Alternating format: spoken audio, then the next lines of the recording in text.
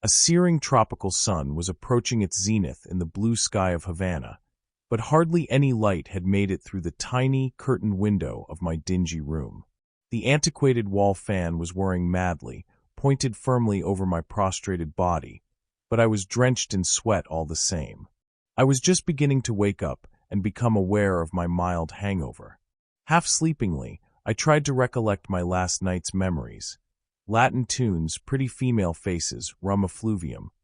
There wasn't much more than that. I needed a cold shower and a strong dose of caffeine. After the third cup, I got hungry. I threw some clothes on me and hit the streets in search of a belated breakfast. I meandered a bit around the busy, torrid streets of Habana Nueva district until I caught a whiff of freshly baked pastry. A little bakery cafe was wedged in the corner of a narrow alley, one of the still scarce private enterprises that had begun to pop up after the then-recent economic reforms. I stepped in. An intelligent-looking, elderly, black woman nailed a raring gaze at me upon my entry. She was the place's only customer, sat at the cornermost table over a long empty cup of coffee. She curiously attended my advance towards the display case. Various tempting treats lay in there, but I was most attracted by that fluffy and melty pizza. ¿Cuánto por una rebanada? I asked the girl behind the counter in my broken Spanish. 50 pesos, she replied, understanding that I'm a foreigner and attempting to rip me off big. Oh ho ho, I snarled. Me refiero al precio normal. Yes, 2 pesos. The woman behind me then chimed in to provide the answer. Gracias, I said, briefly turning around to face her. Back to the cashier. Entonces es 2 por una, sería 4 por dos, correcto? I inquired, displaying the numbers with my fingers. She nodded yes, and I requested my 2 pizza slices served.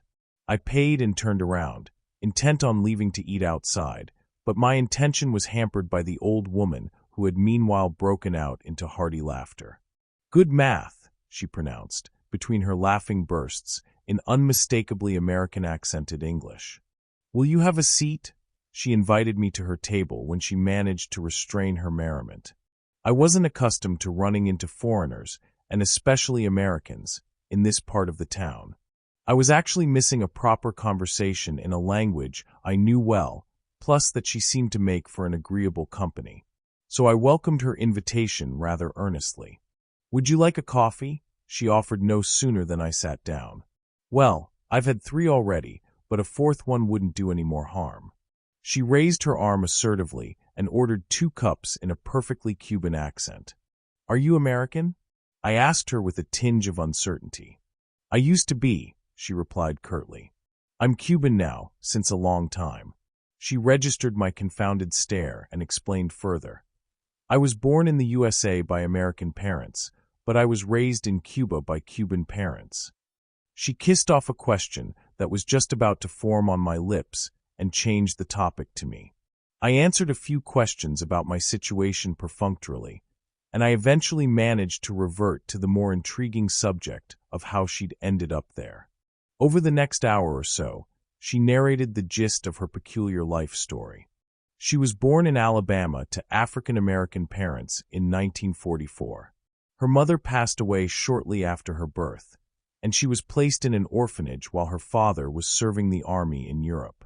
After his return, she was taken under his care and grew up as a military brat in different bases around the States.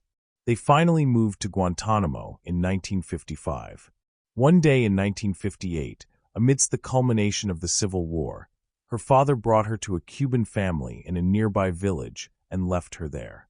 He assuaged her sobs with promises of return, but he never returned. Did he abscond out of fear of the revolution? Did he renegade to join the revolutionaries? Did he simply elope with some Cuban woman? Did he remain alive for long or short after his disappearance? She never got to know. It didn't take her long to forget her roots. Her new family, tending to her more lovingly than her father ever had, significantly expedited the progress of oblivion. She got fully integrated into her novel society and lived in the village until her mid-20s. Then she got married, moved to Havana, got a job as an English teacher, and had many children and grandchildren. She never left the island. Did you never wish to return to your homeland? I wondered. What for? To begin with, it would be bureaucratically complicated, if not impossible. I didn't have any document proving my origins. I was registered in the census under the new regime. For what the state is concerned, I am a Cuban.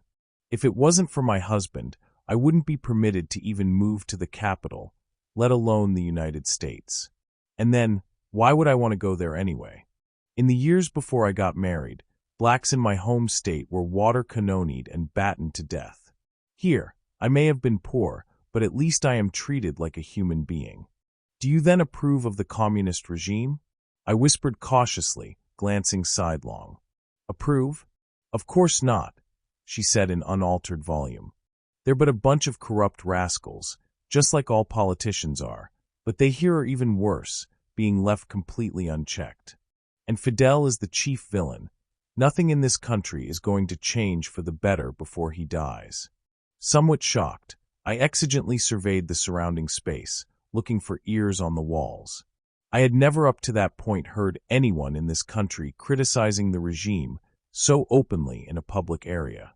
No one would even refer to the leader by his name publicly. They would instead mumble El Abuelo, or discreetly rub their chin to denote him. Are you not afraid to express that? I asked her. I'm not afraid of anyone or anything. I have lived my years.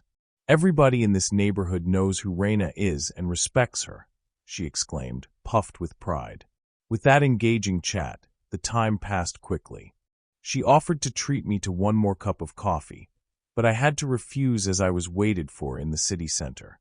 Instead, she gave me her phone number and asked me to join her son's birthday party that was to take place in a few days. I gladly accepted her invitation and got to meet her entire family. None of them spoke the slightest English. They were but a typical Cuban family, only distantly aware of the American origin of their progenitor. A few more days later, we met again for the last time. She helped me to rent a car to travel to the east of the country. We bid each other a warm farewell, and I stared at her waving a hand in my rearview mirror.